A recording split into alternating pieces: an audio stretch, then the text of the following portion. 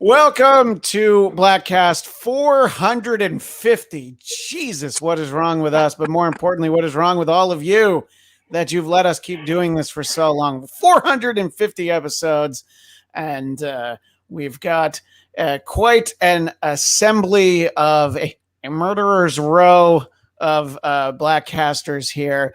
As always, I am Christian Black. As always, except for that one that Will and Jeff did without me. But as almost really totally 99% of the time, I'm Christian Blatt. And of course, Will Starling. Is that the only episode of the Bladtcast you haven't been on? Well, yeah. I mean, why would I not be on more than one episode? Well, I thought maybe you Jeopardy guest hosted it. Not that you died, but that maybe. Yeah, no, I had actually, LeVar interestingly Burton enough, I had that guy Mike Richards fill in for me on the Bladtcast, and that's where he made all those comments. And so you're welcome, Bladtcast Nation. And of course, America's sweetheart, Jeff DeRay, down there. And sweetheart, eh? Yeah, the triumphant. Sorry. Sam Whitfield tried to say hi. Oh, no. But before he said hi, he said "hiv," and I'm like, oh, so he knows that Liev was supposed to be here, but we haven't seen him. But who needs Liev when it's a joyous occasion? We of course have the one and only hashtag Coltrane not on Twitter, hashtag Coltrane not on Instagram. Hello, sir. How are you? I'm good. How are you? That's a space turbulence on an episode of Star Trek for our visual listeners. You know, it's a lot of that back and forth. Now, we see that there is a photograph of a young pup there with you. Tell us about that pup and what the name is. Actually, it's my dog that you guys knew about before that I had. It's just it's Watson. He is still down in Florida. And I still talk to the woman who he lives with now. So she sends pictures every once in a while. And for Christmas, she sent some framed pictures. Beautiful. Oh, cute. And so Watson seems to be enjoying the Florida sun. I'm going to assume that he got fat. Wait, are you talking about Watson or are you talking about our friend who's not here right now? I'm not sure who you're saying got fat. I get. Yeah, probably. So let's see. So Watson, the dog, lives in Florida. So we're going to know two things about him right away. One, he's not vaxxed. Two, he never wears a mask in any setting. You feel like that's pretty confident? Yes. Yeah. That's a pretty accurate statement. Yeah. And Raging Rhino says happy 450. I think 450 is going to become the new 420. So everybody's going to wish us a happy 450. And I'm sorry, Coltrane, I talked over you, which was the case in Bladtcast 1. Might as well be the case in Bladtcast 450. That's fair. I don't even remember what I was going to say. It wasn't that important. But I celebrate 420 before I got on here. Actually, at 420, though. At 420. Yeah, because it's 6:08 where you are right now. Jeff, has there been any 450 celebrating for you today, or maybe that'll be later? Oh, plenty. I always celebrate 450. That's when my watch beeps at me to tell me I haven't moved in the last 50 minutes. Dominicus Saxon says, can you believe these guys are still going strong at 450 episodes? Dominicus Saxon, let me turn that around and ask you, define strong. But we are still here. And Sam Whitfield, Liev may be gone, but I'm the new cougar chaser, so it all evens out. You know, God bless Sam. If you've got cougars in your life, we will carve out a cougar corner of this show. Not to be confused with Coltrane's corner. It's a different corner. Don't worry. Coltrane always has a corner here. But Coltrane, I think that one, I know you already know there's a story that I can't wait to talk to you about, but in Massachusetts area news, the Patriots cut Cam Newton. Did they cut him because he was unvaxxed, or did they cut him because he's not that good? I mean, that's what's kind of funny, but like the whole not being vaxxed thing is sort of funny to me because once they drafted Mac Jones, like Cam was gone. The only reason that they brought Cam back is because they wanted to have someone and they didn't want to look desperate in the draft. So like if they didn't have anyone, then they probably everyone would have thought they needed to move up to get somebody. So they had Cam just to have him. They gave him like no money when he signed, so it's not like it wasn't a big deal. And it's sort of like it sort of makes sense that they just kept him around for a while, and then it was like, yeah, even though Mac Jones is a rookie and this is probably as good as he's going to be, he's better than you. So bye. And there's another quarterback that well, he wasn't a quarterback anymore that I wanted to talk to Liev about. And for our regular viewers, they know from last week that Liev, I texted him yesterday. I said, after all these years you've been in broadcasting, you finally have something in common with Joe Rogan. And I got a big LOL from him for that. And he's like, oh, does he have COVID? I'm like, no, you both have a micro penis. But yes, also he has COVID. And look, we've all known David for, at least a decade now, which is crazy to think about, but pretty close to it. And I mean, he's been taking horse tranquilizers and horse dewormers for years. So he also has that in common with Joe Rogan. But I really wanted to talk to him about Tim Tebow being cut from the Jaguars, where he was going to be a tight end. Yeah, I actually tried to text Liev when he got signed with Jacksonville. I said, it's Tebow time again. I got nothing. Maybe he's falling in love with Tebow. He has changed his number, by the way. No, that could be it too.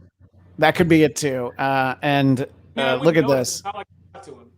No, and Sam wants to know if my wife has a contact with Christina Hendricks of Mad Men asking for a friend. I think that she may fall into the cougar category. The interesting thing about Christina Hendricks on Mad Men is that they used all accurate clothing from the time period, including undergarments. And they didn't have bras from the 60s that would have fit her. So they had to make some adjustments. I believe that's public knowledge. That's no behind the scenes secrets here. And but the beauty is that Tim Tebow always finds his way back into the news. And, Liev, basically what he said to me earlier in the week is, I'll be there as long as I'm not on a ventilator. So those are his exact words. And he's very paranoid. For somebody who went out as much as he did, he was very paranoid about getting COVID when I saw him back in March. And we, of course, want him to be around for us to make fun of, but and you never know. Maybe he'll surprise us. So you have to stay tuned because you never know when he's going to show up. In any case, so for the Northeast, is there was this crazy, obviously there was Hurricane Ida down in the Gulf Coast, and really it literally knocked out the power in New Orleans for like 3 weeks. And I saw some just insane videos from New York from yesterday, just basically like Old Faithful coming down the stairs of the subway. But what's happening up in Massachusetts, guys? You're our on the street there. You're on the ground in the Northeast. And I'm looking out Jeff's window. Looks pretty good today. It was raining, I think, last night or the night before pretty heavy. But yeah, it's been like, it rained a lot this summer. I think, what was it? June was the rainiest month ever.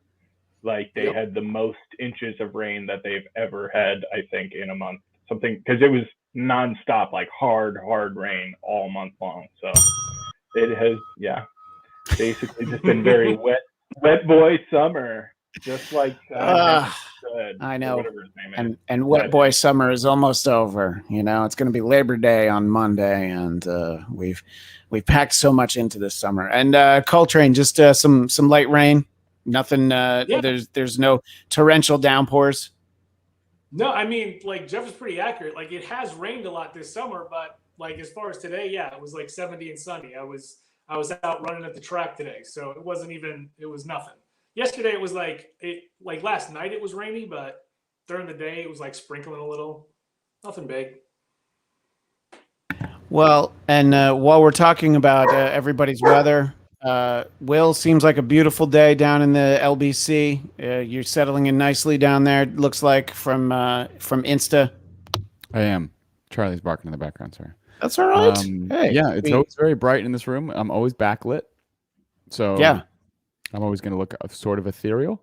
I guess Well, I could bring the ring I light like to it get because when I you're feel trying like to at any moment you could quantum leap to another point in time. that is So the idea. yeah, Yeah, which 450. It took us 450, but I've been building a time machine or like a intergalactic Matthew McConaughey bookshelf interdimensional spaceship, and I'm around. Yeah, ready all to right, all right, all right. Well, the Ladies story and that I'm gentlemen. very excited to share with Coltrane is, we all know about the proposals at sporting events and the big, Diamond Vision sort of proposals.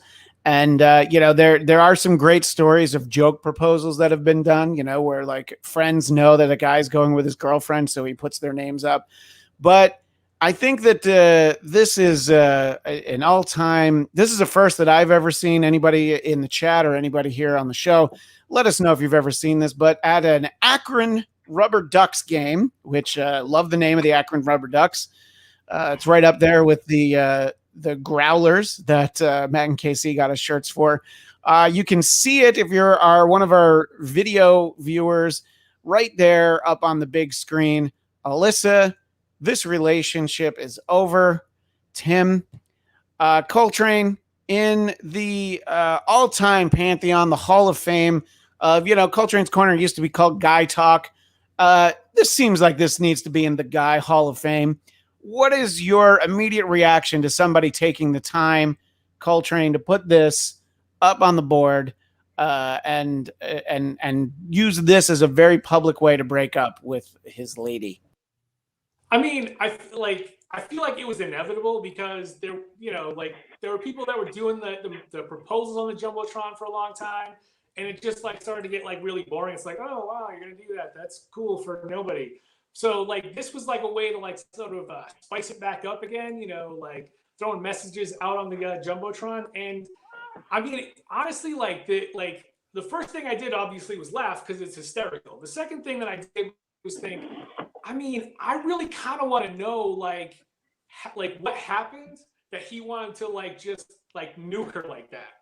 Because I mean, like, if it's just like you're just gonna break up with somebody and there's no like real animosity, it's like okay, you just sort of break up. Like, there's a million ways to do it, but to like actually go like that distance and like pre-plan it and stuff and like just I feel like it's something that had like she had to have done something like kind of messed up that made him just be like, oh yeah, I'm gonna nuke her. I'm gonna make this like epic. It's gonna go viral for all the right reasons. But I would just like to know.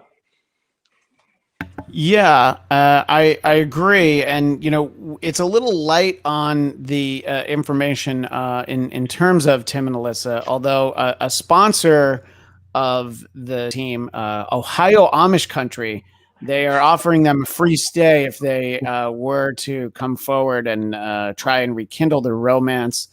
And the actual. Wait. So Go this ahead. is like a hotel called Amish Country? No, I would assume it's Amish country, like how there's Amish country in Pennsylvania. I assume that there's one, and it's like the Board of Tourism. I would assume. I don't think it's just a hotel called Amish Country, although maybe it is like an Epcot Center, sort of like an Amish themed thing, where it's more like a Renaissance festival where everybody's pretending to actually be Amish. I mean, we all know the Amish are known as romantics. That's true. They are known for that. And I'm sorry, Jeff, what were you going to say? I was just gonna say that they definitely seem like it's like why wouldn't they just mind their own business? Don't Amish people think that outsiders are the devil? Because they are. Ooh, Yeah, and they did the electricity for the jumbotron thing. As far as the jumbotron thing goes, I just feel like that's kind of like to be a little toxically masculine. That feels like bitch shit. Like that's dramatic. A guy would just be like, "It's over, peace," and walk out. Like a girl puts it up on the jumbotron to be like, "It's over."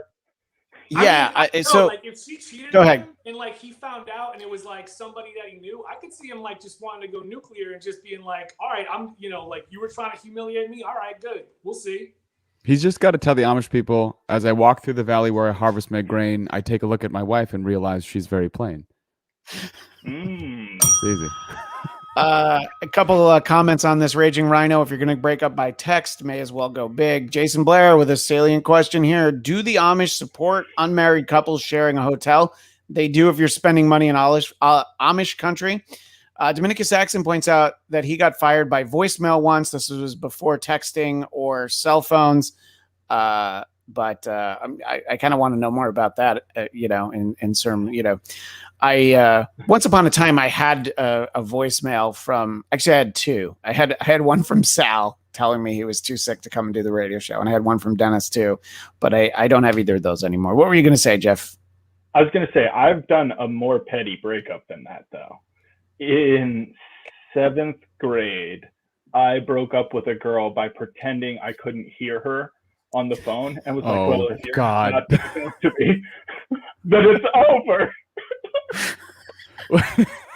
Wait, how did you break up with her pretending that you couldn't hear her? What do you want from me? I told you it was like 7th grade. All time I was just like, this is over. Do you want to know the real awful shallow reason why it happened? Because I had never met this girl before, and my friend had given her my number, and she sounded hot, and I met her, and she was a hot mess, and so I was like, fuck this. The 7th grade hot messes. Oh man. Yeah. So back to the Tim and Alyssa. I would like to know, because if he does it publicly because she cheated on him or something like that, I feel like it's well deserved. If he just didn't like her anymore, I mean, it's probably easier to do it. And look, I'm going to say that putting a message on the board at the Akron Rubber Ducks game isn't expensive. It's not like putting it on the marquee in front of Wrigley Field, but you are spending some money to do it, So I would really like to know more about Tim and Alyssa, why he felt like this is the way that he had to do it.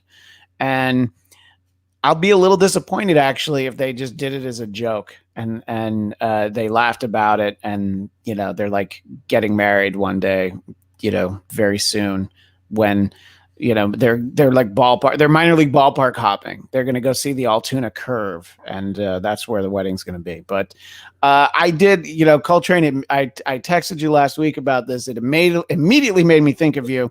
Somebody using a large, just the big sign at a sporting event for that purpose. This isn't as bad as, every once in a while you'll see those proposals where like the girl says no. Well, you probably laugh a little, I guess. Let's be honest, I don't know. But maybe it's just me. I saw one. It was just like a video of this girl who had been with this guy for a long time, and it was like at a party with like all their friends, and she wanted to propose to him, and so like everyone knew and everyone was excited. They were filming it, and he's just like, no. And she's like, what? And he's like, no. And she lost it, and it's kind of hysterical. I mean, it was hysterical. Kind of. Well, Will, what do you, as our resident feminist, Will, I feel like this is a great opportunity for you to be able to weigh in and give us maybe, a more emotional perspective on this. If they should get back together? About just doing it in the first place. It's not, I mean, for Tim to do this to her, that's like, it's not okay. You don't do that. So even if, say, there was infidelity on Alyssa's part, this is all hypothetical, of course. You feel like he should have handled it like a man? Yes, all relationships are roads run both ways. If there's infidelity on her part, sure, she could be the one who cheated. But usually, someone cheats in a relationship because they're not happy, or they're satisfied, or they're fights, or these other things happen. It has actually been studied. It's 1,000% true. 50% of women who have cheated and like they admitted to cheating said that their husbands were perfectly fine. There wasn't anything wrong. They just wanted like some new excitement. So they just wanted more that's sex. one of those things that I never liked that, because you never know why people are breaking up, and like you never know why people are going with infidelity. But it always does sort of seem like it's more one-sided as to like what people assume happened. Right, So I don't but like that, especially when that's okay. I mean, the extension of that. that is that it's not exactly his fault, or it's not always going to be Tim's fault, right? But it's why in your upbringing, or why in your life, or why in what happened to you at some point in your life, is this a decision that you feel is okay to make? So when you're in a relationship, like, why would you desire to seek this outside of if it's a proposed monogamous relationship? What is the thing that's pushing you to make this decision? It might not always be the partner, but it's going to be something. And so, yeah, that's on her to do the work to understand why she wants to make that decision. But to light somebody up in a public way for any reason, usually, I don't know. It's usually something big. It's usually an issue with like that. I don't like you anymore. Well, sure, but to take an ad out at a baseball game is like, I don't know. What do you think, Jeff? Do you think that the Akron Rubber Ducks should now adopt a policy, no breakups on the big screen? Well, again, I think if you look at the situation, it's the Akron Rubber Ducks. It's not even the Cleveland Braves or anything like that. This is a small market local team. I wonder what more of the story is. Is this her dad or her brother's team or her favorite team for some reason? Because other than that, it doesn't really seem like it would have much sting. It's more like, that place I take you? Fuck you. So I don't know. It tends to be that near there, and we're all talking about it. It's one of those things that goes viral. So that's true. I don't it was at a local stadium, but I mean, I would say that a dude who's willing to do this at a baseball game is probably a dude that deserves to be cheated on. Oh, burn. But now what about this? Here's the cynic in me. There's no Tim. There's no Alyssa. The Akron Rubber Ducks thought it would be fun to just go ahead and put that up on the board. And now people are talking about the Akron Rubber Ducks. And if you live, Paul P., it's probably a short drive for Paul P. to get to the Akron Rubber Ducks. Yeah, it's not even a surprise, because I guarantee some marketer or intern or anybody was like, hey, what we should do is a stunt. That's because all the major sports teams have been doing it. Like every time you see the viral video where it's like, oh, she dumped popcorn on his head, and the mascot was right there. That is 100% fake. That is not really happening. No, that's true. Like, if you think it really happened, you're dumb. And to back up Jeff's point, it is a minor league thing. So like they've done a ton of crazy things to like get attention. So that's entirely possible. The whole story could have been a little ditty about Jack and Diane, but no. Sam Whitfield, I got broken up via a Facebook status back in high school. It backfired on her hilariously.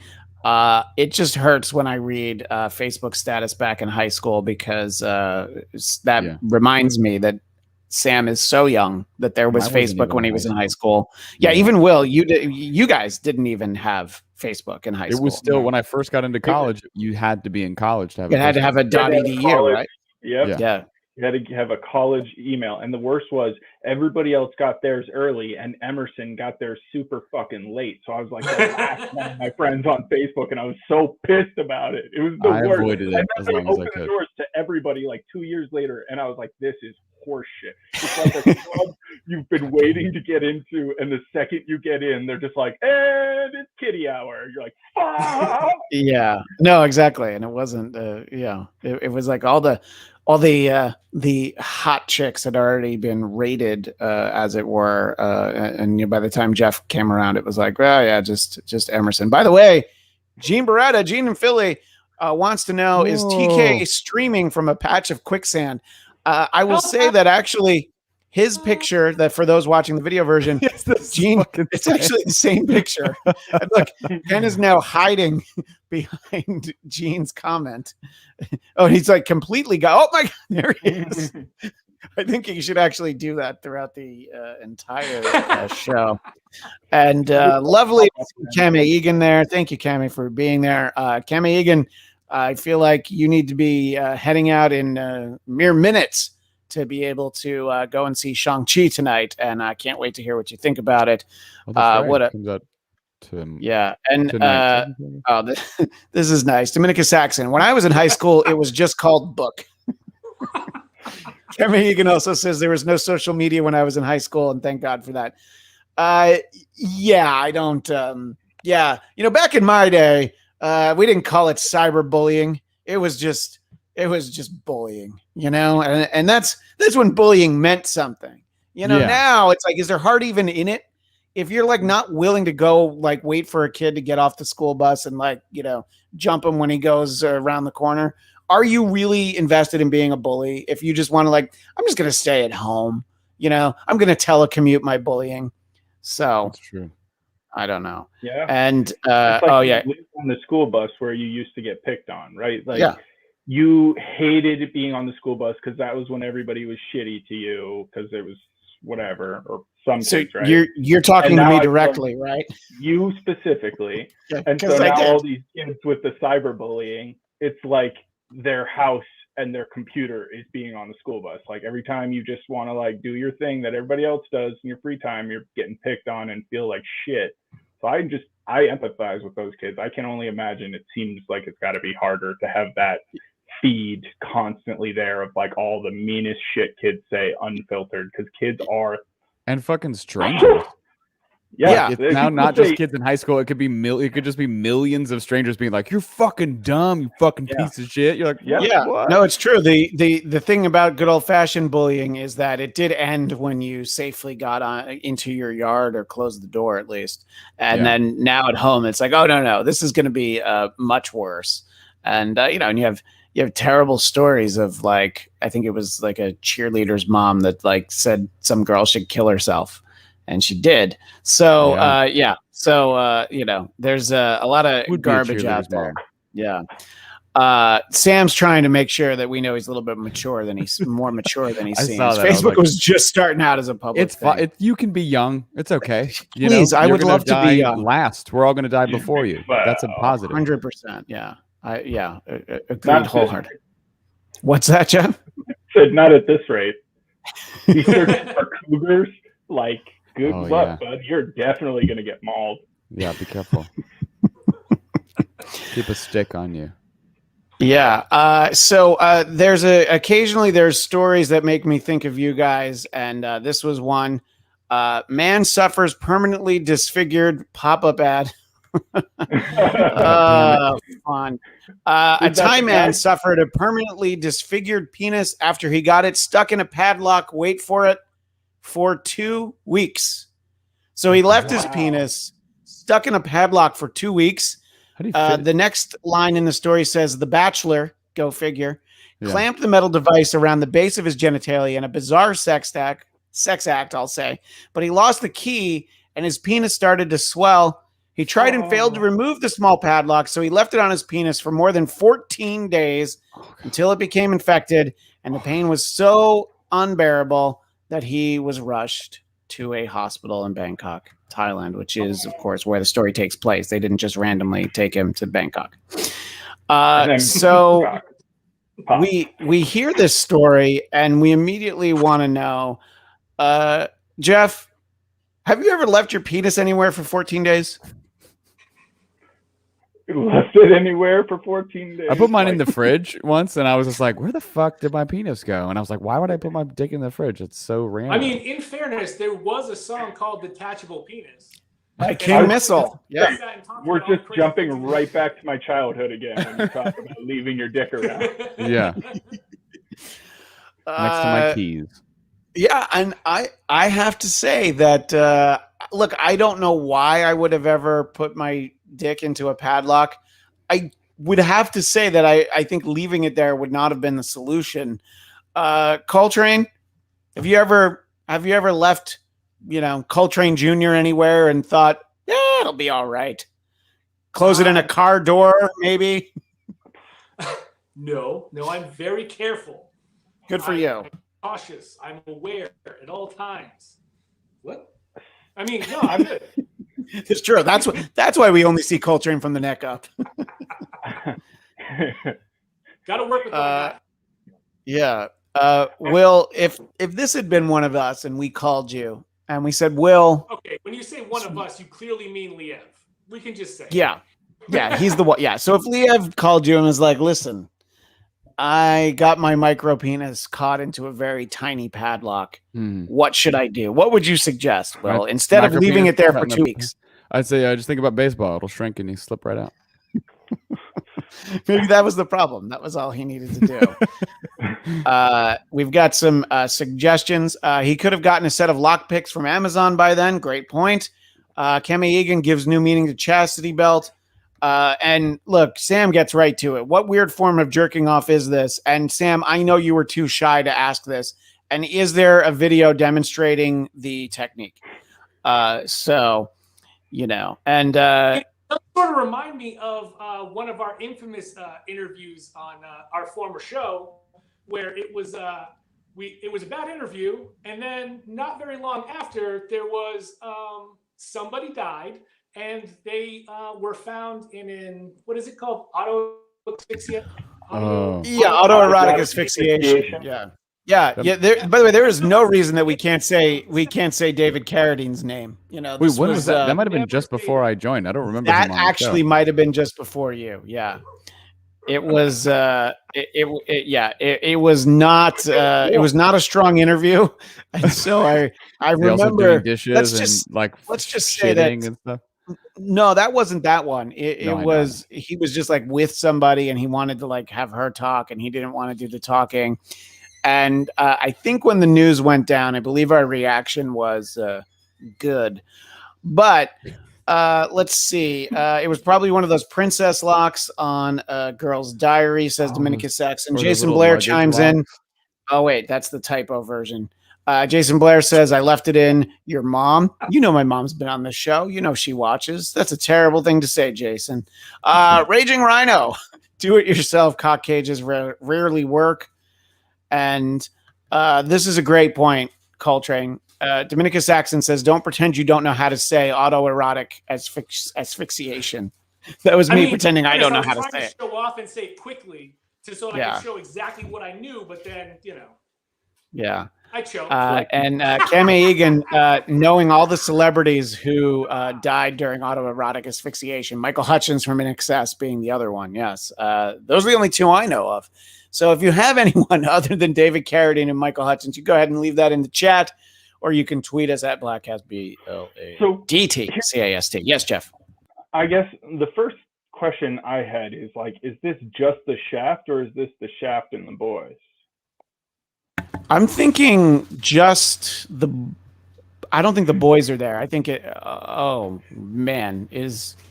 sorry. I'm trying to figure out if this photo with it is them actually doing surgery on him, or if it's just a different photo of surgery. I don't want to look at it that closely.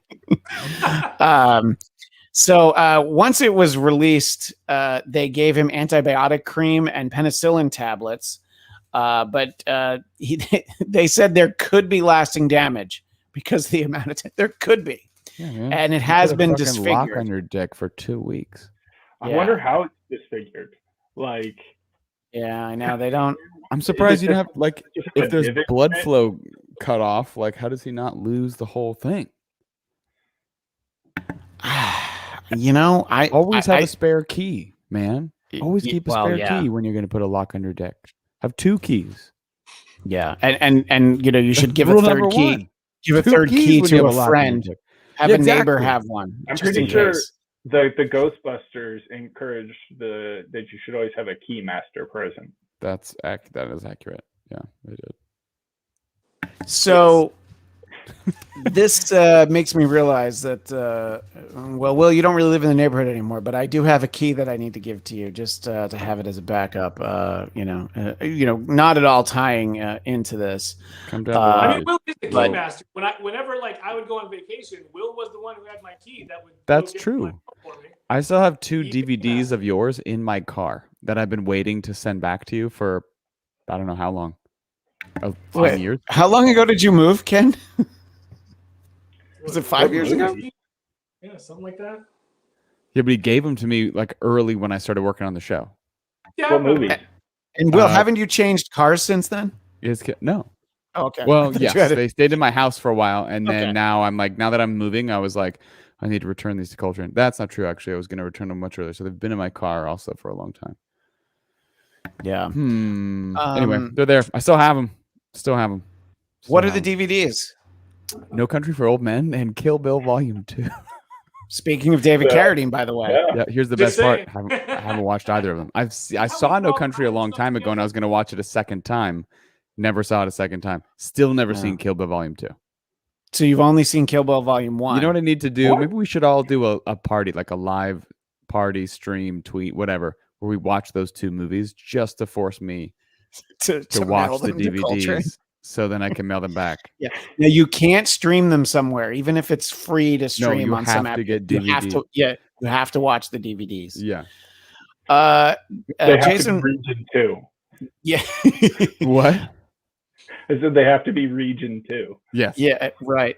Jason Molnar wants to know worst Dennis Miller show guest ever. I mean, I think we just said it.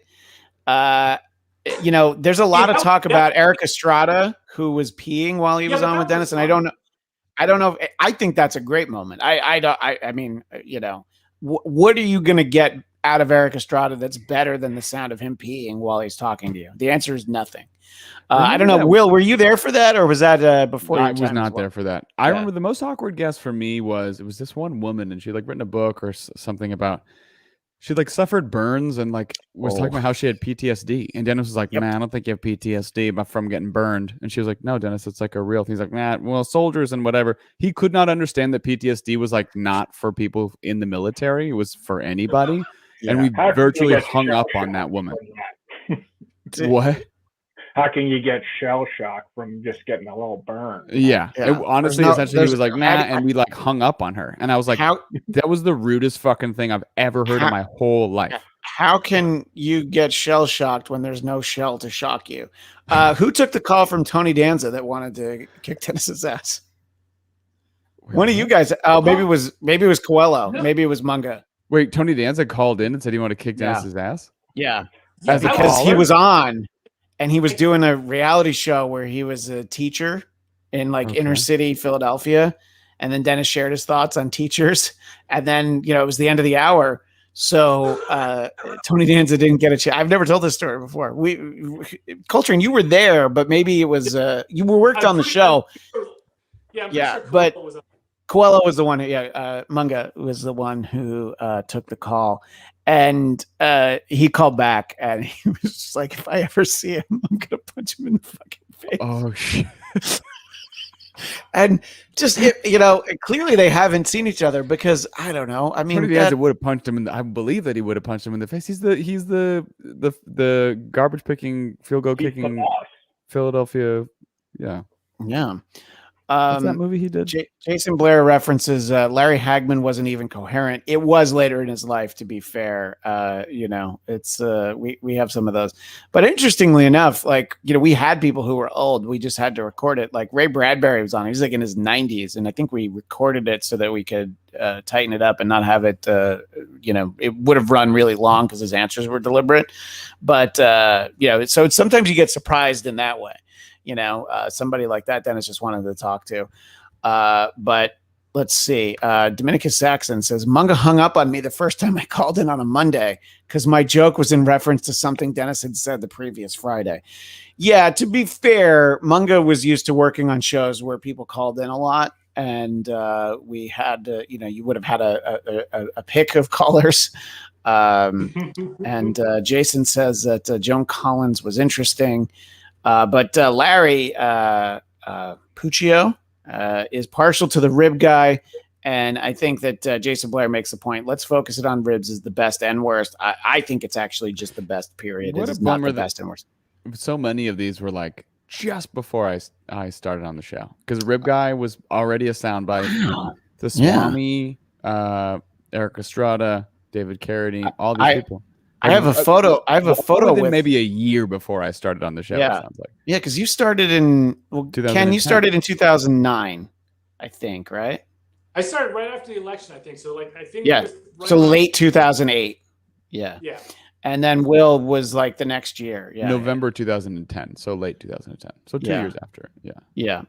And Judy Collins was actually pretty great because she was shilling for everything. And look, I've heard a lot of interviews since then. That is far from the worst interview I've ever heard. But she was not really there to have a conversation. And, she was definitely selling the soap, as they say. Didn't we But- do a both sides now bumper But music Wednesday? It wasn't crazy, but it was funny for all of us. Was when Mila Kunis called in for like Ted, like it was either Ted or Ted 2, whatever, and like it was right when her and Ashton started dating, and like everything was like sort of subtle. And Dennis was just sitting there like going off like, oh, I worked with Ashton. He's a great guy. Yeah, you had a good time with him on that 70s show. And he was just like going, and it just wouldn't stop. But it was clear that he didn't know that it didn't occur to him at that time. So the second that it occurred to him, he was like, oh, great, gotta go. And it was just like so quick. And she she was really cool about it because she thought it was funny because she could tell that he didn't really know and that he was just going. So she didn't, she was just going with the interview. Like he kept talking about that 70s show and she was like, oh yeah. But like, it was just the if you go back and look at it, you can hear the second he realizes, oh no. And just like, that's so funny. I don't remember that. Yeah. I hadn't thought about that since it happened. I didn't remember that. That's actually very funny. Boy, I used to see her and or Ashton a couple times a week because their kids went to the same preschool as Felix did, but not anymore. So I think I've been cut out of their lives, but we could have. Let's see. Here's a good one from Sam. I remember Will yelling at me to not say good morning the first time I called into the show, which made me nervous. And Dominica Saxon points out Will hates mornings too. Yeah, he's the Garfield of the Bladtcast now. Why do I feel like somebody, and actually maybe it was Dave and not Coltrane, but somebody told me that was like something I remember was like, don't tell people not to say good morning because it airs in different time zones. So you encourage people to keep it evergreen. And I was like, okay. And I forgot about telling people not to say good morning. That was like always the last thing I said before I put them on. I was like, okay, and don't say good morning. And then it was just like, hold. Yeah. Nothing brought me more satisfaction than someone calling it with something fucking dumb and hitting the phone on the plastic thing that hung up on them. That was my favorite. Yeah, it's true. I did like that sensation. Yeah. Usually racist Scott. Not today, Scott. Which Dominica Saxon says one day Dennis took a call and kept putting the guy on hold the whole show. Was that racist Scott? He did that too. I think it was, but the thing that you're talking about, I think we had it. We got him in on it, and we played like a chunk of like Stairway to Heaven or something while he was on hold. I can't quite remember. Sam Whitfield remembers a few lady guests flirting with Dennis. I remember that Mindy Kaling flirted with him, and Dennis told his wife, and she was unimpressed. But I'm sorry. Well, what were you saying? Just a Stefan from New Jersey impression. Oh my gosh! Hello, I was trying to think of Mr. Miller. I was like, oh yes, Stefan. Stefan, it's me, Stefan from New Jersey. Mr. Miller. Well, I was thinking, I don't even know what he talked about. You didn't say anything offensive. He just was sort of like there, and he just wasted time. Do you remember how funny he was when we had him on after the radio show ended? Because like he was just like, "Is Dennis going to be okay? Yeah. Do I need to send him a couple bucks?" Dennis was convinced he was like a actor or a character, like someone pretending to be this, which is fucking genius. If I ever make any kind of moderate name for myself, I intend to troll as many people as I can as a character and try to see if no one could know that it was me. Yeah. Two things here. Megan Price had the hots for Dennis too. Megan Price was on a show with David Spade, so they basically just made fun of him the whole time. But I mean, Jason Blair, nothing was like Ann Coulter flirting with Norm Macdonald. 100,000%. That is, you show me the entire Radio Hall of Fame, all of the best radio moments, and I say throw it all away. Nothing but nothing comes close. She was in studio, right? No, he was in studio, but she was on the phone. Oh, he was in studio. That's right. Norm was guest hosting, and I definitely agree. Sam and Larry all agree that that was great, and oh boy, I didn't know we were going down that memory lane. Doing right now? Ann Coulter? Yeah. She just tweeted out earlier this week that she thanked President Biden for getting out of Afghanistan, doing the thing that Trump didn't have the balls to do. So you know what that tells me? What the Anne's fuck? got a book. Anne's got a book coming out. I see. Because if she's gonna do that, yeah, and she's gonna get herself in the head. Anne always knows how to get people talking about her book. yeah, it's so fun to know that like so many of those people know 100% that like they have zero principles. They just say whatever they need to say to sell the soap, which I guess at the end of the day, like, good for you. Look, we had a Swami on who let us know that the journey home is available. I was after the Swami. I only heard the clip. I was there with Tony, but the other Swamis. But oh, Journey Home is a book about the other Swami. Oh god. Oh yeah, and Jeff, Jeff, for that reason. Jeff, what are your favorite moments from the 3 months you worked on that show? Oh, do you remember when Artie from Arkansas called in and he kept saying biscuits and gravy, and Dennis was like, pancakes. I don't. Guys, dig that shit up because I don't have anything. I was like, honestly, 1,000%. That sounds exactly like something that could have happened on the show. Totally could have happened. Yeah. And this is great because Gene Beretta is, I believe, talking about Dennis's TV show when Crispin Glover was on and threw a kick at Dennis. Yes, but that's not the show that we worked on. Different. But as much as I'll always be up to talk about the Dennis Miller Show or the also concluded Dennis Miller Option podcast, we are celebrating 450 episodes of the Bladtcast. We should be really talking more about that. Yeah, 50 minutes in, and how about we focus on ribs, Christian? Fuck. Yeah. Jesus. Yeah.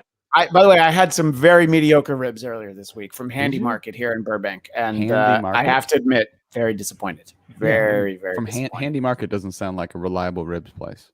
Although down the street from my new place, there's the Naples Rib Company. Can't wait. Tell me more. I haven't gone yet. Oh, I Full see. report on your desk by Monday. Yeah. Okay, two things. Farad Muhammad wants to know if we can focus it on ribs. And by the way, congratulations to Farad Muhammad, our show announcer. He's getting married this weekend. Congratulations, Farad. Congratulations. Very excited. And Gene makes the point that his clip that he's remembering is actually from Letterman. So that's what I thought, but I just didn't know if he was on Dennis's show too, because he could have been. Yeah, this is very funny. Sam Whitfield making the rounds, the roundhouses. Huh? Sam Whitfield said some guy sent me a DM a few months ago complaining about the lack of chemistry between Dennis and Erica Liniak in Bordello of Blood. I don't care what anybody says. I saw Bordello of Blood in the theater, and I had fun with it. I actually don't remember this. Larry says Craig T. Nelson called in after Obama won re-election, so 2012, and he was so bummed out he brought the whole show down. I don't remember that either. I do remember that the host didn't want to do the show that day, but ultimately did. So I don't remember that part so much. But it was he passionately believed that it was going to go the other way, which was that was because he had that song, the song that he would play. I think that was a 2008 song. I'm the only one who was there for that. No, Sarah was around. I think we used it again in 2012. There was that song, I Still Believe, that he would play as like the campaign song that he thought would be a good campaign song. Somebody in the chat knows what I'm talking about. What were you going to say, Jeff? Do you remember when Obama would go around and play Macho Man and move his arms like a Frankenstein?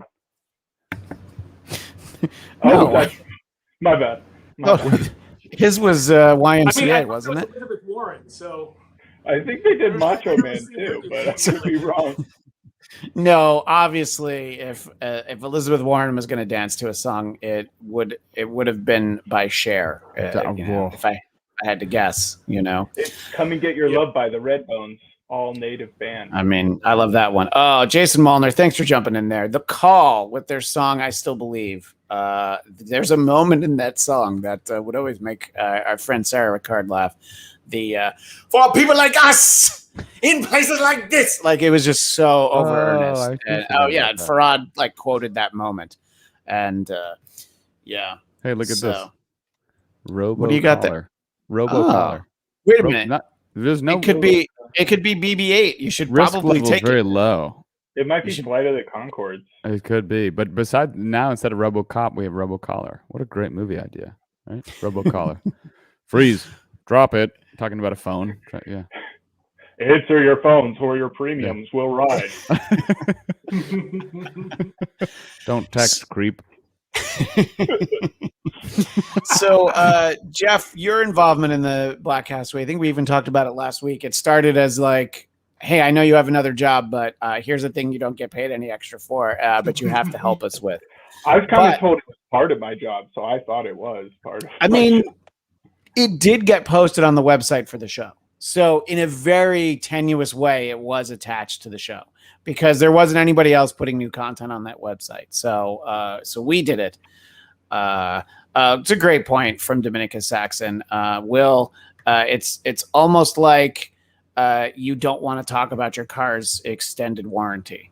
What? So, the robocall. Like you're ignoring it, so it's probably to talk about your car's extended warranty. Got it. Forgot about that. And our friend Rafe Gutman, speaking of Bordello of Blood, popping in for a Bladtcast 450 shout out. Thank you, Mark Hunt. Always great to hear from you. Rafe Gutman. I haven't heard that name in a long time. Well, that's because we need to do a Bordello of Blood watch along. That's all the watch alongs that we need to do. There's so many. But you know, Jeff, sorry, what was that, Coltrane? I said we could watch The Net with Dennis and Sandra Bullock. I love that movie. Oh, I forgot about The Net. That's a fun one. Did you hear about how two girls, like one of them shared a cup with another one and ended up catching COVID? It's like two girls, one cup, man. Oh, God. I was like, sometimes the jokes, I'm like, where the fuck? The setup, No. I'm like, I know this is going somewhere, but I just can't quite. But Jeff, you kept the Bladtcast alive. Without Jeff, you know, in the old days of 2015, the idea of figuring out how you could possibly record a podcast without having a really expensive radio studio was foreign to me. I had no idea, you know, as we're all huddled around our laptops right now. But it was great because you had us into your place of work and you only got in trouble once, you know, as far as I know. Yeah. So, yeah. And we definitely did plenty of stuff to get in trouble for. So, yeah, that's true. Cause we would, especially once we started drinking while we recorded. And I realized, I don't know when I was thinking about this, like all those guys in the knock, if they wanted to, 100% could hear everything we were saying. Because unless I took it out of the bus that feeds the knock, like we were feeding them our entire recording the whole time. They could have been like, hey, dickhead, here's the evidence of you using company equipment for non-company shit. Well, the best story for that was, Cam, were you around for this? It was a Westwood One thing. It was Anderson who worked there. He used the Loveline studio to record his podcast. And they were drinking and they were swearing, but he put it out over the air. Yeah. Yep, I do remember that.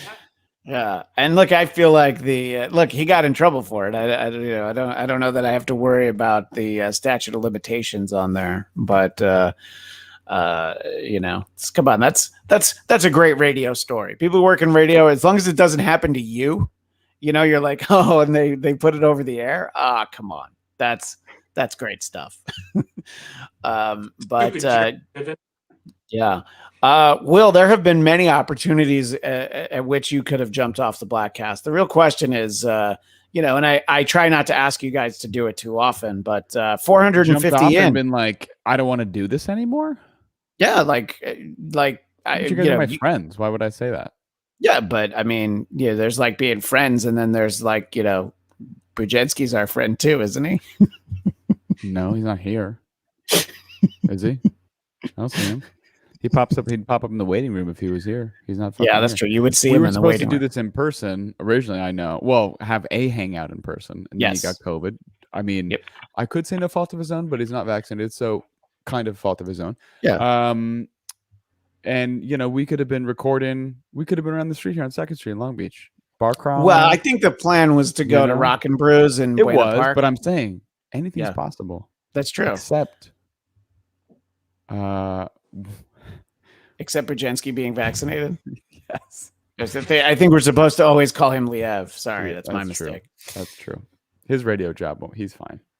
Oh yeah, he's fine. They're on his side. What do you think? Don't do you put think that into your body? That's ridiculous. Do you think anybody in that building is vaccinated where he works? That's why they had that serious meeting, because they're like, David, we thought COVID was a hoax, and now that you have it, I think we all have COVID. There's a very high chance that we all have COVID. Mark says, seems like yesterday I was calling him for Bladtcast number 2. Do you mean the one where Liev forgot to record your track, so we had to have you call back and say everything all over again? Yes, I do. I do remember that.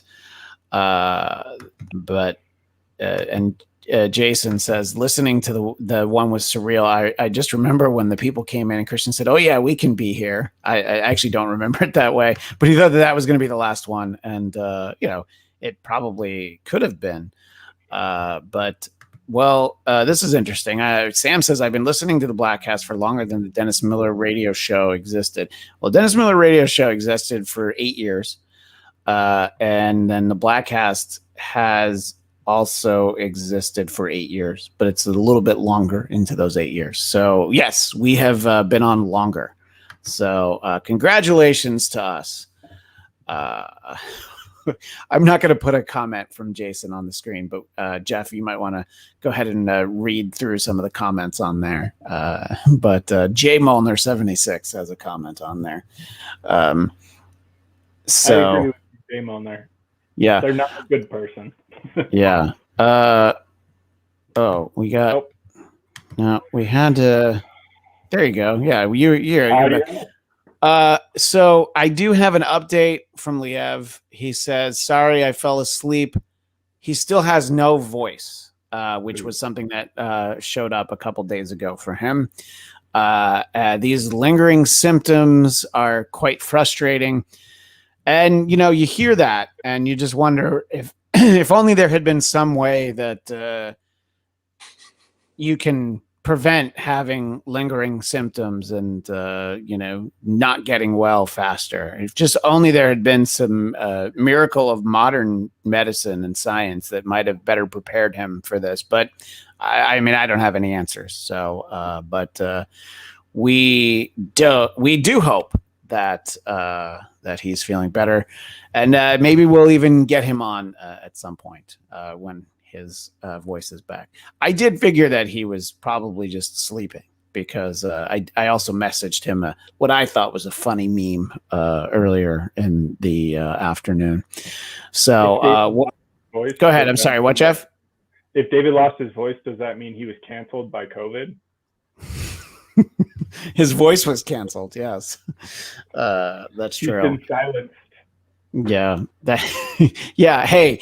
That's right. The man is afraid of what he has to tell us. So that's why they cooked this up. That's why they cooked this up in a lab in Wuhan, China, so that they could eventually give it to him so that he is no longer able to speak truth to power. This all makes sense. They're trying to silence conservative voices. That's the whole point of COVID. Yeah. Is he even a conservative voice, though? I mean, I guess. More dumb than conservative. He's more dumb than conservative. Look, he posted that, before the weekend where he got sick, I know he posted that he was mailing in his ballot in the California recall election.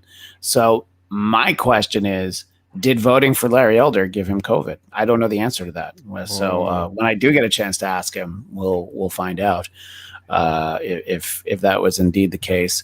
And I think I mentioned this last week. It's, social media is great for a handful of reasons, but then there's all the terrible reasons about him. So he had these pictures of him and his lovely fiance. They were at a country concert. I don't know, Dirks Bentley, Luke Bryan. You tell me if they're different people. I wouldn't believe you.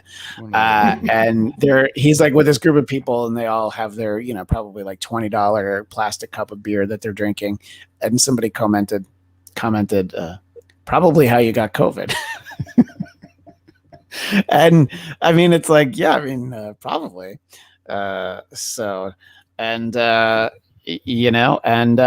a testimonial from Jason Blair. here's the difference of being vaccinated.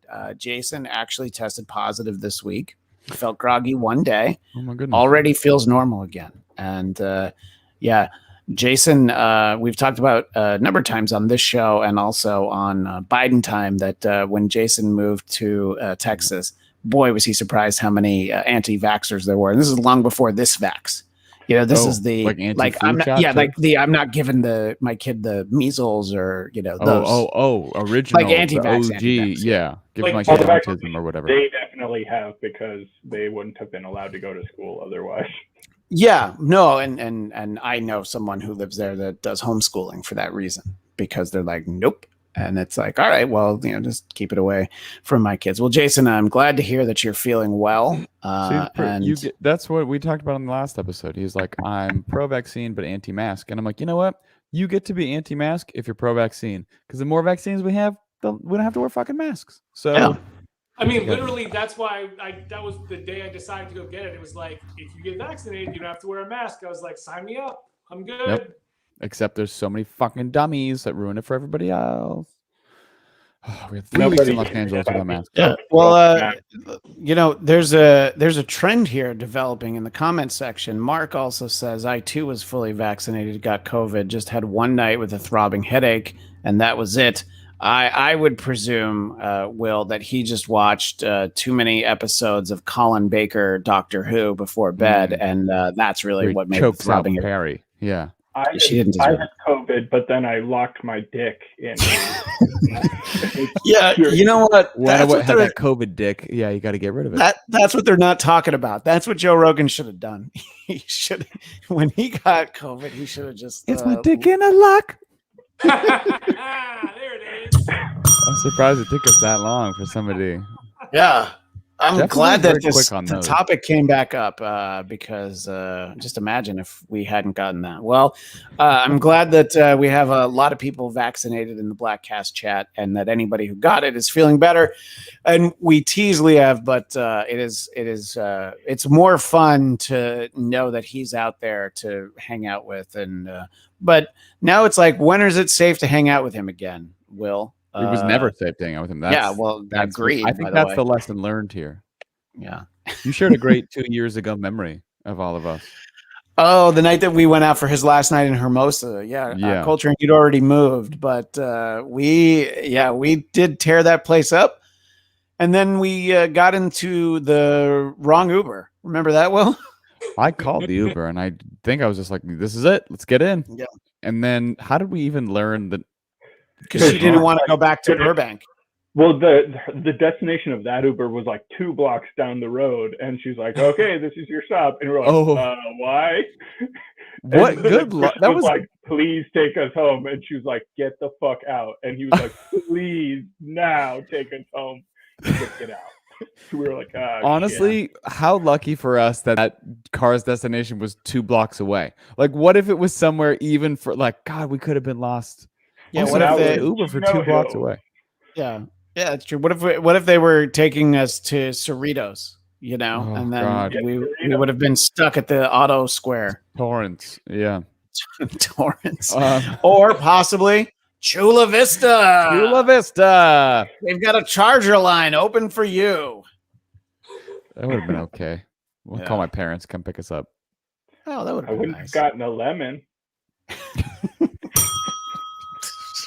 So Toyota of Orange, shout out. If we're gonna do car dealerships, Jeff, how are things going on down at Bach Toyota? Oh yeah, Bach Toyota. You gotta keep your mask on though, because I don't want to get sick from your fuckers.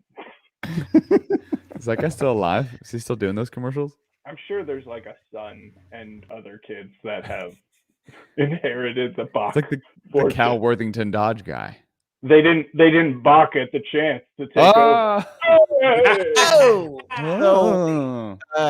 And that's not the car dealership where the nice movie theater is, right? That's a different car dealership. It's a furniture store where the nice movie theater I'm sorry. Gordon Furniture. I get everything confused. And by the way, just reinforcing. I'm sorry, what was that, Jeff? The nice IMAXs and the furniture store are still closed, because I actually was trying to see if they were going to be open for something that's coming out. Like Shang-Chi? It was either Shang-Chi or Dune, but they're still all super closed up. So well, it's not going to be Top Gun Maverick because they just kicked that to next year. I was so looking forward to that movie because like when Top Gun ends, I'm like, what happens in 20 years? So now I know. Wasn't the, more like 35 years. I just want the sequel. Sorry, And Coltrane, are you going to agree with me that you want the sequel to Top Gun just be an extended cut of the volleyball scene? Yes. Sorry, Will, what were you going to say? well, the original teaser trailer for that movie, wasn't it supposed to come out in like the summer of 2020? Like Yeah. 2019 maybe even. I know it's been shelved like for years. Yeah, I want to say they pushed it back even before COVID, maybe for production reasons. And I'm like, God, that movie's supposed to have come out so long ago. Yeah. Well, one day there's going to be so many movies just ready to come out. Every week there'll be something great, but just not yet. Although anybody who is comfortable going out to the movies, I strongly recommend seeing Shang-Chi. Go see it opening weekend. Prove that people want to see movies. Yes. On the Shang-Chi note, have you seen there's like a short 14-minute little thing of like what happened with what is it, Ben Kingsley's his Mandarin. Yes. Yeah, and that's on Disney Plus. And I would say watch that after the movie. That's what I would say. But what do I know? Okay. Not much. And proof that this YouTube channel makes people sick. Kame Egan had COVID back in April and had the painful headache and body aches, felt awful for 2 days. By the third day, it was totally fine. Her husband had it for 2 weeks. Hopefully everybody's feeling better now. Coltrane, this is something that often happens when I talk to people back on the East Coast at this time of day. You're practically sitting in the dark. And I did an interview with. This is a black thing. I'm just saying. It's a race thing. Yeah, that's why you're here. I finally was waiting to say that. No, I did an interview with long time. Oh, we lost Christian's voice. Hello, Christian, Zing. you muted yourself. So anyway, Christian, you muted yourself. I see a mute icon on your phone. I'm gonna just unmute you because I have. Do you think if we had David, no, I still see it. Would have total white balance? Their mic isn't connected. That's what the computer's telling me. It's muted now. Oh, there he goes. Hey-o. There he goes. This is a great time for me to get another beer. So Okay. Christian can't This be is a mad great at me. time for me to plug my other podcast, the Bladtcast, also The Bladtcast. featuring not the Bladtcast. Oh, now Will's muted. Oh, he's gone too. So it's just us. I'm still here. All of just us. I feel So what like do you think we're about the Matt two Jones, people Jeff? about Matt. I like him. I think as far as the whole Cam Newton getting cut thing, I feel like it's more likely that he wanted to go somewhere because they had his contract structured such that he could have been a backup and they wouldn't have owed him too much money. And he was only going to get paid well if he started. So it would make sense that he had the option to stay on the team. As far as COVID being a factor, Bill Belichick came out and said in a press conference, based on the amount of breakthrough COVID infections throughout training camps, it'd be preposterous to cut anyone based on their vaccination status. And then, which I don't fully agree with, but that's what he said. And then, so I don't know. I think it's more likely he gave Cam the option and Cam was like, yeah, I'm going to go so that I can try to hope that somebody gets injured and they're looking for a starting caliber quarterback because that is going to be his best opportunity. And if he stays on the Patriots, it just makes it that much harder for him to be able to talk to any other teams if they would even want to bring him in for one reason or another. I think that the fact that he was a veteran and like and they signed a lot of free agents this year, I feel like they probably wanted the more proven commodity in Cam because he's like a veteran and they don't want to trust a rookie. And so I think it was more like they didn't want to get into a situation where they had Mac Jones starting and then he had a few bad games and then everyone's calling for Cam to come back in. I think they don't expect to be that like great this year. So it's like, screw it. We'll let the kid like cut his teeth this year. He won't have to worry about looking over his shoulder. He'll just kind of like roll with it. I mean, I don't know. Yeah. Like, at least the Patriots, they can do anything. They do things for whatever reason they want. But that was what I thought. It gives like, Mac more have like in there, you know. Yeah, well, it gives Mac more reps, which are important, and you'd have to change the offense to have Cam as their starting quarterback. So you can't design the same offense and then just have it be based on how many reps you have. You would have to completely scheme differently for each quarterback. So it just makes it too complex, and it adds too many variables. Hey guys, football. My favorite part because I could still hear you guys. I just sat on the plug for my microphone, which is not as interesting as it sounds. And, so it's, we're a man down, and Will's like, this seems like the perfect time for me to go get another beer. I'm like, no, actually it's the exact opposite. It was like the worst time for you to go get a beer. I got snacks and then I came back. You guys were talking about sports. So I left myself muted because I was like, this is a great time to eat snacks. Yeah, right, exactly. Me and Duray had to come in and keep the show going. You don't want to do That's right. You guys can keep it. Yeah. Dominicus Saxon has a comment that I believe that Jeff will agree with. Dominicus Saxon says that he's a hoe for theater popcorn, but I bring in my own salt to keep salting it during the movie. So it's a little classy move. I just like the idea of him having a nice little shaker that he takes out of a pocket and just. Just a ton of little packets, the little salt and pepper packets, and you just one half. Yeah, but it's nicer. I think he should get like the fancy restaurant one. You know, the one that you have to twist. You know, and it's got like pepper on the other side. Yeah, that one. You grind it. He brings out a hunk of Himalayan pink rock salt and just like grinds it with a little pickaxe. He just keeps a horse's salt lick next to him, and he eats a fistful of popcorn, and then he licks the salt lick. And look, I have to admit, I didn't know this was a thing. Farhad Muhammad also brings in his own salt. So I apparently have not been doing this right. The whole movie going experience, so it's already so salty though. I mean, before you've added anything to it, but how much salt do you need? I mean, more. I don't know. I never put the butter on it anymore. Yeah, I don't. I don't like. I did the other day, and I got so sick. It's I tried already it once, and immediately my stomach got so fucked up. I was like, never again. Oh my god! Because it's not real butter. It's like it's poison. It's just poison. Yeah. And it makes the popcorn all wet. Yeah, I don't. I don't enjoy it. That's true. But progressively, just more of a setting moon in the distance here of the night sky. Yeah, I know, and that's Donda. The what? Cover of Donda is the new Kanye album, which I noticed that there was a little online war between Kanye and of all people Peppa Pig, because her album was reviewed half a star better than Donda was. So like Paddington 2 being the highest rated movie on Rotten Tomatoes, which honestly, if you've seen it, it's great. I'm mad about Paddington 2. I mean, Peter Capaldi's in it, so I mean, how is it not going to be good? I just love that he's always like, he always calls him Bear. He hates him so much for no reason. I love a character who has like zero motive for being such an asshole, and he just says, "What is you doing, Bear?" Okay.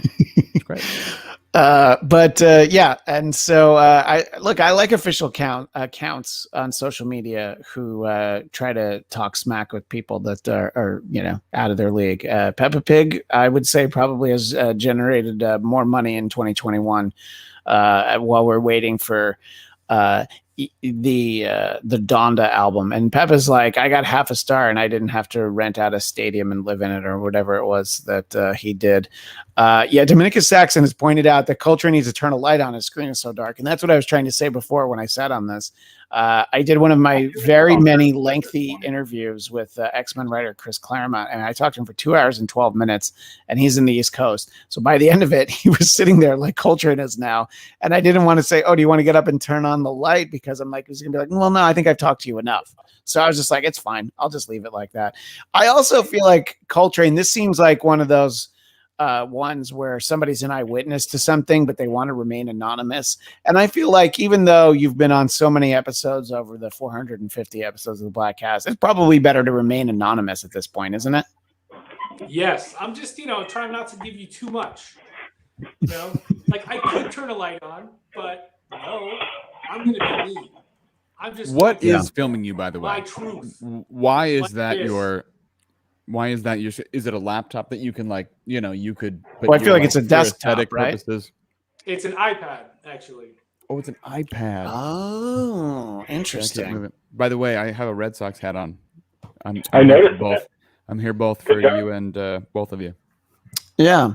How did you end up with a Red Now Sox that hat? Casey's out in Boston. When I went to Boston, wasn't having a great day when I went back to the airport, and I was like, I just want to buy a hat. I just feel like I need to hide. I don't know. I felt weird, but I wanted a souvenir, and this hat seemed like the thing to get. So I bought this hat. Okay. Helped Well, make me feel- I'm glad that Paparazzi, big problem. Yeah. Will Taraj Well, that's the is- Will is coming. Taraj needs Yeah. to keep a low profile. I think that's really what it I comes mean, down listen, to. every time I watch a Hallmark movie with my grandmother, I'm looking for the next Will Sterling one. I mean, I've you gotta auditioned get for yourself so in that many of rotation. those, and I'm like, how the fuck have I not booked? And really, like, I see like some of these scenes and stuff, and Casey watches The Good Witch, and I'm like, how the fuck am I not in these shows? The answer, I agree. I'm too good. Well, yeah. I mean, I think you need to move to Canada because they all like kind of do that. Like, there's like a film That's true. industry there, and they're all in the same movies. I mean, like even like, the back people are like all the same. It's All the white people, ridiculous fun. all the white people, Bachelor. No, I just said that they're all like they all work together up there. Like so, all the Oh. background people that are in those movies, like they're always like the townsperson number one.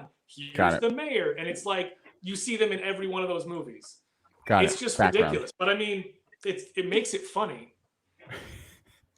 Everybody lives in the same community. Of course It's they do. all yeah. It's always Christmas. The drama, yeah, it's always Christmas. Sam asks, is Coltrane a nickname? If so, how did it come about? Do you like jazz by chance? Coltrane, do you remember how you got the nickname? I mean, Dennis went through several nicknames for me, and the Coltrane one was from the Royal Tenenbaums, a Correct. line that Dennis always gets wrong. Always. And he even got it wrong to Wes Anderson once. Yes.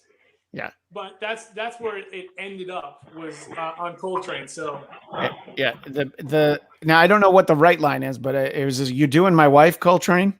I think is what Dennis would always say. And yeah, I mean it's Jason Blair points it out, and Dominica Saxon says I have to tell a story. I have just told the story. Raging Rhino says, I wish Coltrane or Jeff had a voice modulator right now. I wish that they actually had like the cancer kazoo, the little. Oh, speaking of which, has anybody else seen the Val Kilmer documentary on Amazon Prime? no. Not yet. No. It's very interesting, although it's sad because he was sick and he had surgery, so he has to talk in one of those. But he also has been like filming throughout like his entire career. Like he's got stuff from when he was at Juilliard, like before he was even in his first movie. So and he's just like he has all these tapes of stuff. So there's stuff of him like on the sets of a lot of different movies. It's interesting. I don't think you're going to come away with it thinking like, oh, I'm wrong about Val Kilmer. He seems like a good guy, but he definitely seems misunderstood. He's still a dick. I knew somebody who interviewed to be his assistant a long time ago, and the people that he had interviewed with. Yeah. Like in the interview, it was like two people, and they're like, okay, so, and they talked to him like he was like, hope you know what you're getting at. And they're like, so Val is a tornado, and we just need you to know that before you talk to him. And he was like, okay. And he was his assistant for a while, but then quit, obviously, because it was not sustainable. Yeah, I had. It's funny that you say that because I had been recommended by someone to be his assistant when I first moved to LA, and it would have involved, I don't remember which movie it was that he did, but I would have had to go to Morocco for the shoot. Not too bad. Yeah. It's funny that you say that because I'm actually Hal Kilmer, Val's long lost son. Hal Kilmer, the other Green Lantern. Cami Egan saw the Val Kilmer documentary. It's just called Val. It is on Amazon Prime, and loved it. His son sounds exactly like him. Agreed. Well, they did. Sorry, go ahead. Didn't they his son did the voiceover, but that they ran it through an AI to make it sound like Val Kilmer's voice. Oh, I didn't realize that. Well, that Yeah. makes a lot of sense. Yeah. Yeah. So Dominican Saxon says, speaking of sons, are you excited about The Many Saints of Newark? That's the prequel to The Sopranos.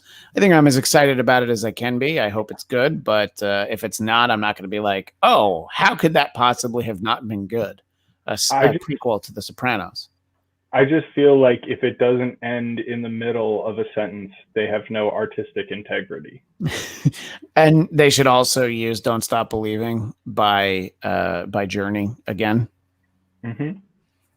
Yeah, Well, why not? Well, that'll be out in October. So did the guy who directed that have like a stinker on his? I feel like his last movie sucked, and he's a good director who's had some good movies and some shitty ones. Are you talking about David Chase, who created The Sopranos, or are you talking about the guy who directed Many Saints of Newark? It's not David Chase, I don't think. I don't know. Anybody in the chat know who directed that? Because I'm gonna do the Google, but I got slow fingers, So anybody who knows, go ahead and let us know whom it might be.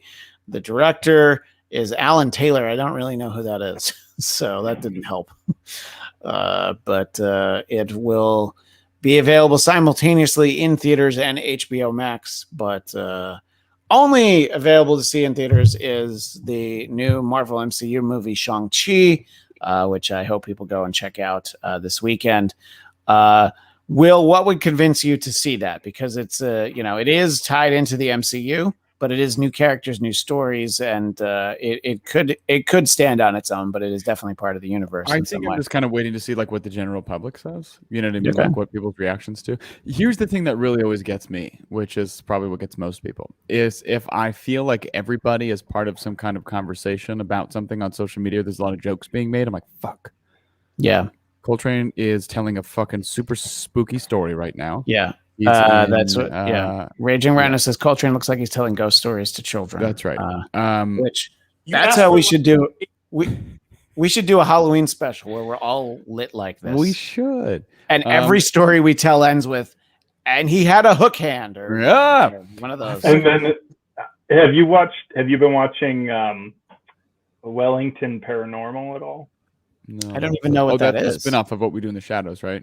Yeah. So it was originally coming out just in New Zealand, but now they're releasing the first 3 seasons, and then they're going over to HBO. I think they're airing on the CW, and then they end up on HBO Max or whatever the day after, and it's really funny. I'm enjoying it a lot. Oh, cool.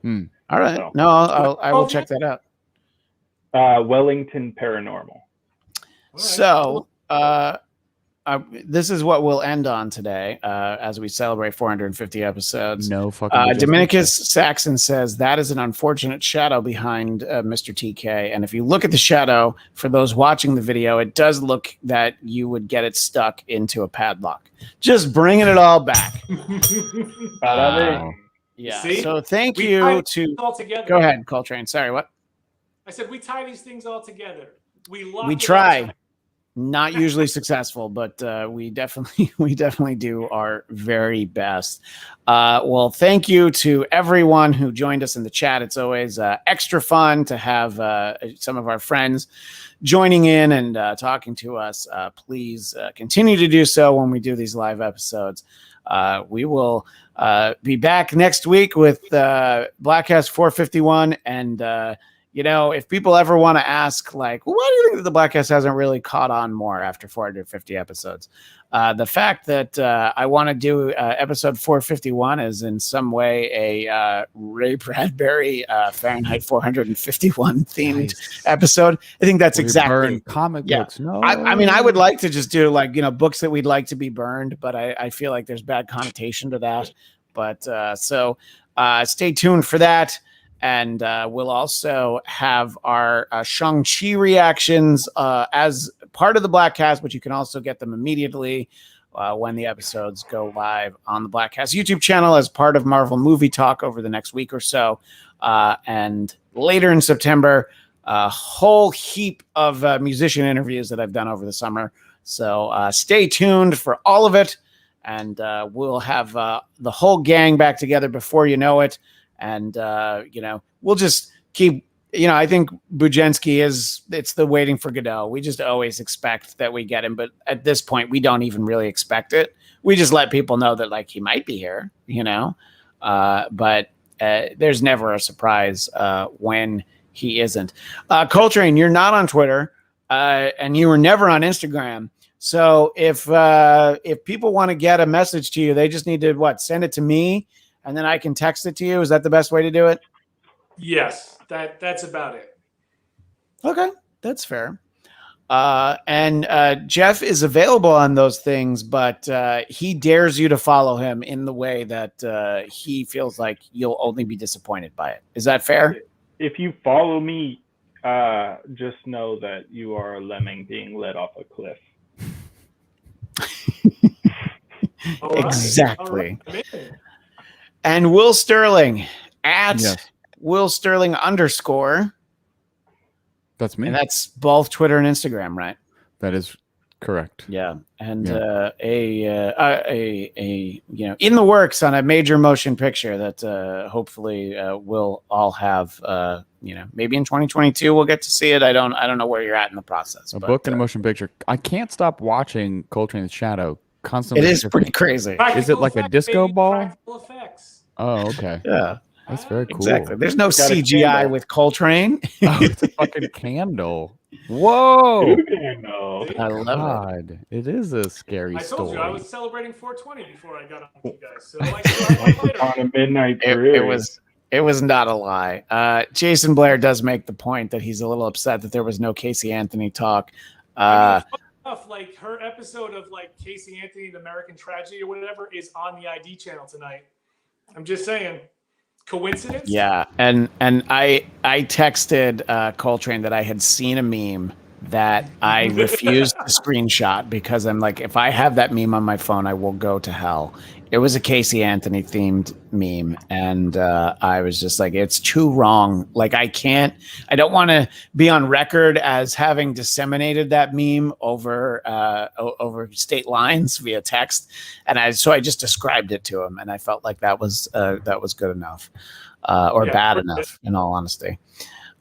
So we didn't have that to share. Anyway, I thought we had some fun. Nobody learned anything. So sounds like 450 more episodes of the Bladtcast ready to head your way. Get us to 900. I know it still won't be 1,000. God damn it! Look, we just have to hang in for another year, and we'll get to 500. I mean, I think that that's really where it should be, right?